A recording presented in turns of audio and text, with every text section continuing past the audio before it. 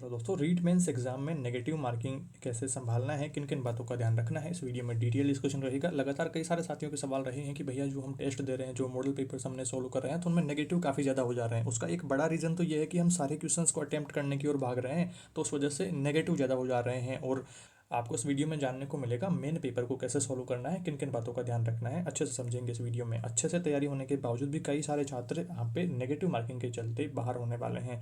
30-40 प्रश्न अगर आप नेगेटिव कराते हैं तो आपके 10 सही प्रश्न यहाँ पर गलत हो जाएंगे। तो उससे क्या रहेगा कि आपका एक एक अंक यहाँ पर कीमती है। तो ऐसी गलतियाँ नहीं करनी है। ये प्री का एग्ज़ाम नहीं है, ये मेन का एग्ज़ाम है। यहाँ पर अपने को एक एक नंबर कीमती रहेगा।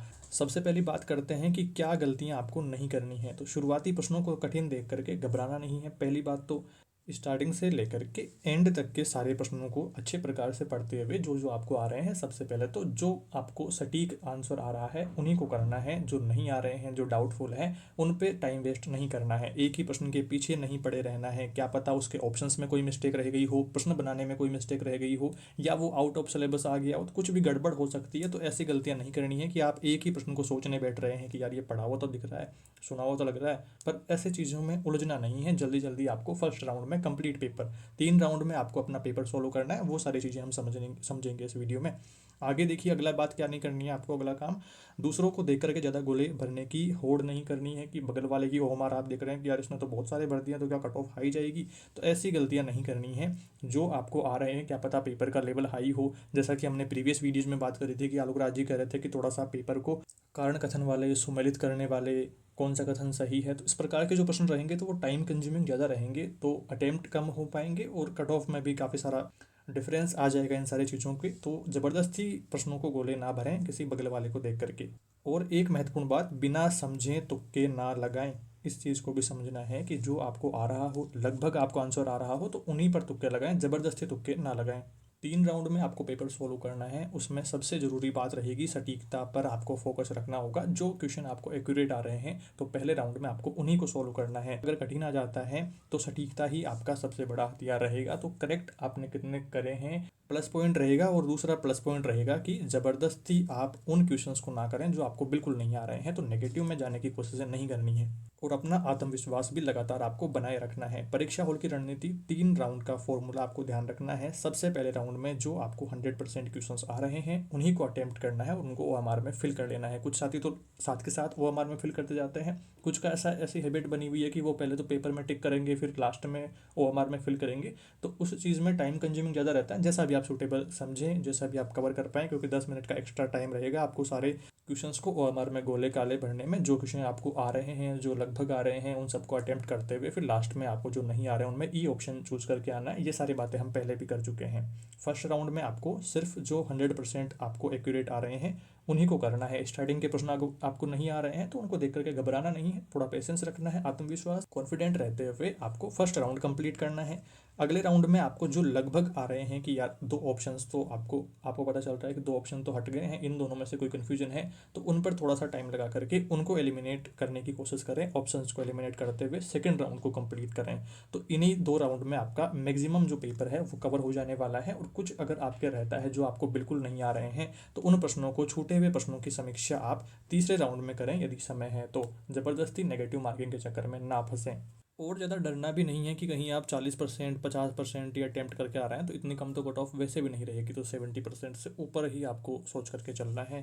पहला राउंड 100% सटीकता को लेकर के कंप्लीट करना है। अपना बेस स्कोर जो है 60-70, जितना भी परसेंटेज आपको एक्यूरेट जो आ रहे हैं तो उनको कवर करना है 150 प्रश्नों में से। तो फिर क्या है कि आपका कॉन्फिडेंस बढ़ेगा। फिर आप सेकंड राउंड की ओर जब बढ़ेंगे तो कॉन्फिडेंट रहते हुए आप आंसर्स को एलिमिनेट कर पाएंगे, ऑप्शंस को। और फिर जहां एलिमिनेशन विधि का प्रयोग करते हुए जो अनुमान नहीं लग पा रहा है तो गणनात्मक कदम आपके लिए ये रहेगा, ऑप्शंस को एलिमिनेट करते हुए आंसर की ओर बढ़ें। अगर आपको हो पा रहा है कि यार सी सही है, बी सही है, कोई सा भी, तो उसको आप टिक कर सकते हैं उस केस में। क्योंकि आप ये समझिए कि 3 प्रश्न आप गलत करेंगे तब जा कर के एक सही प्रश्न यहाँ पर आपके नंबर कटेंगे एक सही प्रश्न के। और इनमें अगर 3 में से एक भी प्रश्न सही हो जाता है तो फिर थोड़ा सा प्लस पॉइंट की ओर ही आप रहेंगे। तो इस चीज़ को थोड़ा सा आप अप्लाई कर सकते हैं जब आपके थोड़ा परसेंटेज कम जा रहे हों। एलिमिनेशन में ध्यान रखना है, 2-3 बार प्रश्न को पढ़ना है, विकल्पों को ढकते हुए आंसर को सोचने की कोशिश करनी है, याद करने की कोशिश करनी है। गलत विकल्पों को काट करके आप ये ट्राई कर सकते हैं और फिर सही विकल्प आप चुन सकते हैं। तो ऐसा भी नहीं है कि आप सभी में चुन रहे हैं, जहाँ जहाँ आपका सेंस ऑफ ह्यूमर काम कर रहा है तो उसी को आप चुनें। और इन सब प्रयासों के बीच किन सवालों को हाथ नहीं लगाना है ये भी जानना आपके लिए ज़रूरी है कि जो आपने कभी सुना पढ़ा ही ना हो, करंट अफेयर का ऐसा कोई मुद्दा आ गया है कि आपने जिसके बारे में नाम ही नहीं सुना हो, तो उसे ऐसे प्रश्नों को नहीं चुनना है। कोई अनजान बिल्कुल लग रहा है तो उसको छोड़ देना है। ब्लाइंड गेसेस नहीं करने हैं, वरना आपका ही नुकसान होगा। जहां आपका थोड़ा सा सेंस ऑफ ह्यूमर काम कर रहा है, लगभग आपको लग रहा है कि ये हो सकता है, तभी आप आंसर टिक करें। आपका स्कोर कम कर सकते हैं अगर आप जल्दबाजी करेंगे और तुक्के लगाने की ओर जाएंगे। तुक्के कब और कहाँ लगाने हैं ये भी जानना आपके लिए ज़रूरी है। तो तथ्य, सन, परिभाषा जब तक आपको एक्यूरेट नहीं आ रही है तो वहाँ पर आप तुक्के नहीं लगा पाएंगे। तो इन चीज़ों को नहीं छेड़ना है।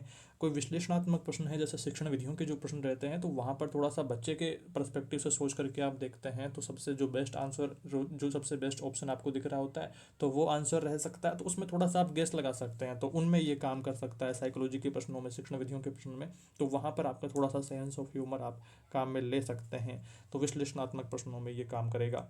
और अंतिम समय में 4 बातें ध्यान रखनी है कि नए टॉपिक आपको नहीं पढ़ने हैं। जितना आपने कवर कर लिया है तो उनको बार बार रिवीजन करते रहें। जो आता है वही आपको करना है पेपर में। ज़बरदस्ती नेगेटिव मार्किंग के पीछे नहीं पड़ जाना है। और स्मार्ट अटेम्प्ट करना है, थोड़ा करेक्शन करनी है, स्मार्ट अटेम्प्ट की ओर आपको ध्यान रखना है कि आपको 40% ही आपने पेपर ठीक से आपको आ रहा है, तो 40% तो कट ऑफ वैसे भी नहीं जाने वाली है। तो थोड़ा सा फिर आपको तुक्के लगाने ही वहाँ पर पड़ेंगे, क्योंकि 60-70% तो आप अटेम्प्ट करके ही आएंगे ना, इतने कम तो कट ऑफ रहेगी नहीं। और नेगेटिव से बचते हुए आपको ध्यान रहना है। जो लोग अच्छी तैयारी की ओर हैं कि 70%, 75% जिनके करेक्ट हो पा रहे हैं, तो वो थोड़े कुछ ही नेगेटिव करें, ज़्यादा नेगेटिव की ओर ना भागें।